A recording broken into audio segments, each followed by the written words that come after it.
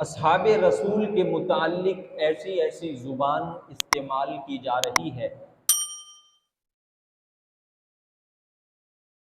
कि जो हमारे लिए इंतहाई तकलीफ दे है। उन लोगों के अल्फाज ये हैं कि सहाबी होना कोई फ़ख्र की बात नहीं है, माअज़ल्लाह।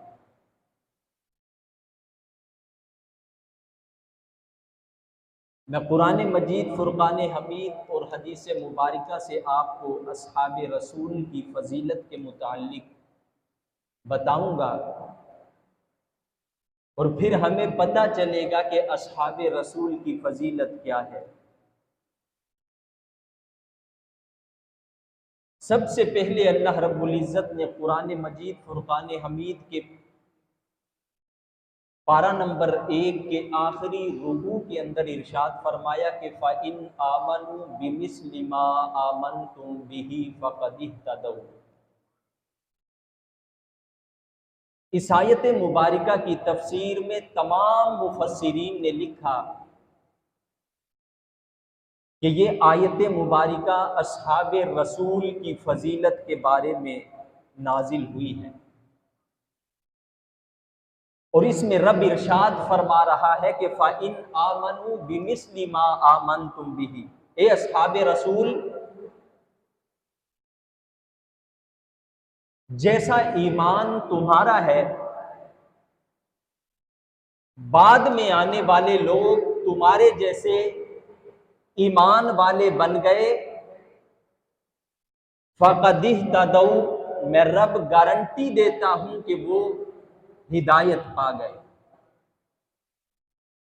कि अस्हाबे रसूल, जिस तरह तुम मेरे महबूब से मोहब्बत करते हो और जिस तरह तुमने तक़वा परहेजगारी इख्तियार की है, बाद में आने वाले लोग तुम्हारी तरह के मोमिन बन जाएं और तक़वा इख्तियार कर लें, तो मैं रब इस बात की गारंटी देता हूं कि वो हिदायत पा जाएंगे। ये अस्हाबे रसूल के ईमान के मुताल्लिक बताया जा रहा है।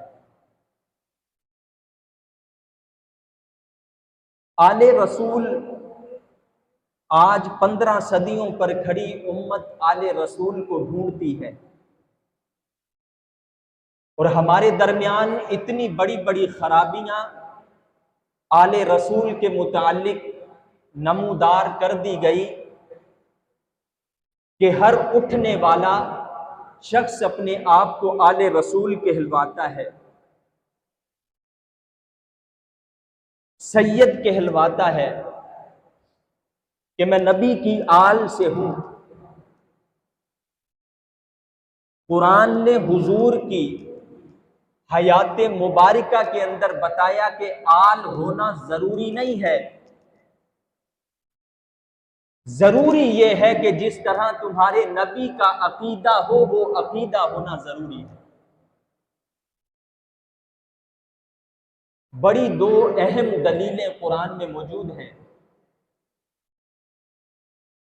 कि अगर हमें ये फख्र हो, कोई ये फख्र से कहे कि मैं आले रसूल हूं, तो शरीयत ये तकाजा करती है कि उसकी जिंदगी और उसके जिस्म पर अपनी नजर को दौड़ाओ। तुम्हें उसकी जिस्म पर, उसकी जिंदगी पर क्या हुजूर की शरीयत नजर आती है? अगर हुजूर की शरीयत नजर आए तो फिर वो आले रसूल है। अगर हुजूर की शरीयत उसकी तबीयत पर नजर ना आए तो फिर वो आले रसूल नहीं है। आज हर उठने वाला शख्स अपने आप को सैयद कहलवाता है और अपनी फजीलतें खुद बयान करता है। कुरान ने इससे मना फरमाया है, उसकी कोई इज्जत और कोई तौकीर नहीं की जाएगी कि जिसका अकीदा उसके रसूल से ना मिलता हो। और अस्हाबे रसूल की जो अहमियत वाली बात है वो ये है कि इस्लाम लाने से पहले जब नबी करीम अलैहिस्सलातु वस्सलाम ने ऐलान नबूवत फरमाने से पहले तमाम के तमाम मक्के में रहने वाले लोग काफिर भी थे, हुजूर के मुखालिफ भी थे, हुजूर की आल भी थे। हजरत अमीर हमजा रदी अल्लाह ताला अन्हु और हजरत अब्बास रदी अल्लाह ताला अन्हु हुजूर के सगे चचा हैं दोनों, और अबू लहब भी हुजूर का सगा चचा है। तमाम मकातिब फिक्र पर अमल करने वाले लोग हजरत अमीर हमजा, हजरत अब्बास को हुजूर की आल मानते हैं। अबू लहब को कोई आल नहीं मानता है, वो भी सगा चचा। हजरत अब्बास और हजरत अमीर हमजा भी सगे चचा है। ये आल है, वो आल नहीं कहलाती।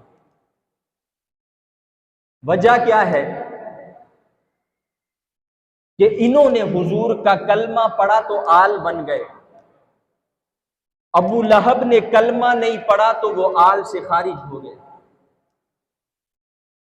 तमाम मकातिब फिक्र पर अमल करने वाले लोग इस बात पर मुत्तफिक है कि हजरत अब्बास और हजरत अमीर हमजा हुजूर के सगे चचा भी है और हुजूर की आल से भी है। और तमाम मकातिब फिक्र के लोग इस बात पर भी मुत्तफिक है कि अबू लहब हुजूर का सगा चचा तो है लेकिन आल नहीं है।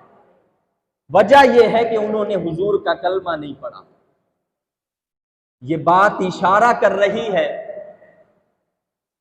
कि आल तो बन गए, लेकिन जो शख्स पहले कलमा पढ़कर असहाबे रसूल नहीं बनता वो आले रसूल भी नहीं बनता। पहले कलमा पढ़कर असहाबे रसूल बना जाता है, फिर आले रसूल में शामिल होता है, क्योंकि आले रसूल में रहने के लिए हुजूर का कलमा जरूरी है। इसी को आप कुरान ने एक वाकया बयान किया हजरत नूह अलैहिस्सलाम का। हजरत नूह अलैहिस्सलाम का बेटा था किनान, बाप का नाफरमान था, शरीयत को नहीं मानता था।